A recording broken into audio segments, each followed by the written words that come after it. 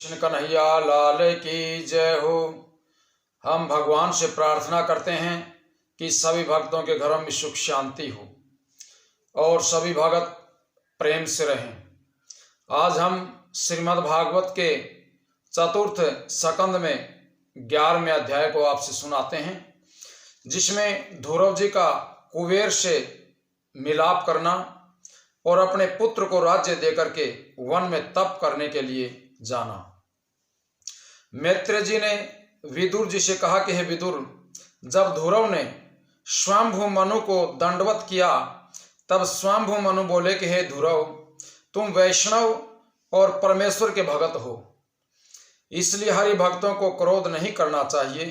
क्रोध करने वाले अपने को वैष्णव साधु कहें तो उनका ये कहना झूठ है। क्रोध करने से पाप बहुत होता है। हे ध्रुव, तुमने वैष्णव व राजा होने पर भी कुछ न्याय नहीं किया है, क्योंकि तेरे भाई उत्तम की मृत्यु आई थी, इसलिए एक यक्ष ने उसे मार दिया। उनके बदले तुमने 1,30,000 यक्षों को घायल करके दुख दिया है। उनमें कितने लोग मर गए, ये बात तुमने अच्छी नहीं की है। राजा को न्याय न करने से अधर्म होता है। सब प्राणी अपनी मृत्यु से मरते हैं, बहाना व अपयश दूसरे को ही हो जाता है। इसका एक इतिहास हम तुम्हें कहते हैं, उसे ध्यान से सुनो। सारस्वत आदि कल्प में संसारी जीव बहुत उत्पन्न हुए, पर उस समय तक मृत्यु उत्पन्न नहीं हुई थी। इसलिए जब पृथ्वी संसारी जीवों के बोझ से पानी में डूबने लगी, तब ब्रह्मा जी ने मृत्यु का नाम की एक कन्या उत्पन्न करके उसे समझा करके कहा। मृत्यु नाम की कन्या को उत्पन्न किया और उसे बताया कि तू संसार में जाकर के बूढ़े व रोगी मनुष्यों को मार डाल। पर वह कन्या इस बात को अंगीकार न करके परमेश्वर का तप करने लग गई। तब नारायण जी ने मृत्यु रूपी उस कन्या से कहा, तू जगत में जाकर के आयु बीतने के उपरांत सब जीवों को मार, तुझे कुछ अपयश नहीं होगा।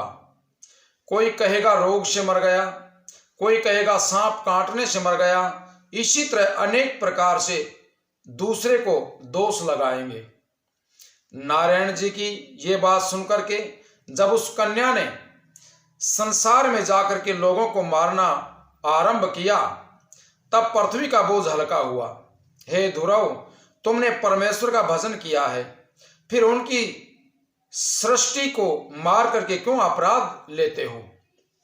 ध्रुव ये बात सुनते ही लज्जित हुए और लड़ना बंद करके स्वयंभू मनु से विनय पूर्वक बोले कि महाराज, मुझसे अपराध हुआ है।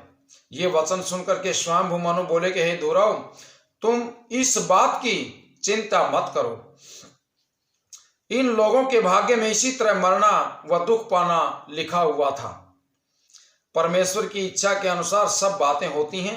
नारद मुनि ने कुबेर को समझाया कि ध्रुव ने स्वयंभू मनु के कहने से युद्ध करना बंद कर दिया है, तुम भी अपना क्रोध कम करो। तब कुबेर ने भी लड़ना बंद कर दिया।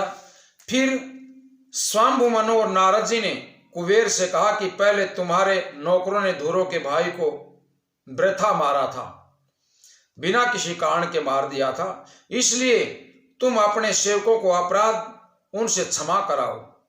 कुबेर ने यह बात सुनकर के विनय पूर्वक ध्रुव से कहा कि हे महाराज, हमारे नौकरों से अपराध हुआ जो तुम्हारे भाई को मार दिया, उसके बदले जो चाहो सो हमें दंड दे करके उनका अपराध क्षमा करो।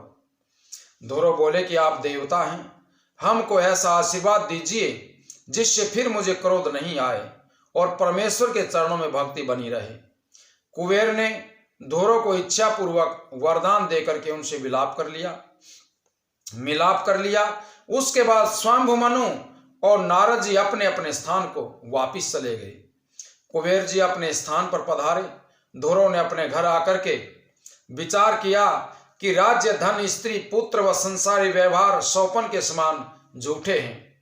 राजगद्दी पर रहने से क्रोध, काम, मोह, ये लोभ समय पा करके स्वभाव में प्रवेश कर जाते हैं। इसलिए इन लोगों से विरक्त होकर के हरि भजन करना उचित है। ऐसा विचार करके ध्रुव ने अपने पुत्र उत्कल को, जो इला नाम की स्त्री से उत्पन्न हुआ था, राजगद्दी पर बैठा दिया और अपनी स्त्री समेत बद्री का आश्रम में जाकर के परमेश्वर के तप व ध्यान में लीन हो गए। इतनी कथा सुना करके सुखदेव जी बोले कि हे परीक्षित, तुम्हारे दादा राजा युधिष्ठिर के यज्ञ में किसी ब्राह्मण ने सोने का थाल चुराया था। लोगों ने कहा कि इस ब्राह्मण का हाथ काट डालो। ये बात सुनकर के युधिष्ठिर ने उस ब्राह्मण को राजा बलि के पास न्याय करने के लिए भेज दिया। राजा बलि ने कहा कि जिस राजा के देश में यह ब्राह्मण रहता है, उस राजा को दंड देना चाहिए। राजा ने इस ब्राह्मण को क्यों इतना दान नहीं दिया, जिससे इसको चोरी करने की इच्छा ही नहीं होती। इसलिए हे परीक्षित, राजा को इसी तरह धर्म राज्य करना चाहिए। बोले श्री कृष्ण भगवान की जय हो।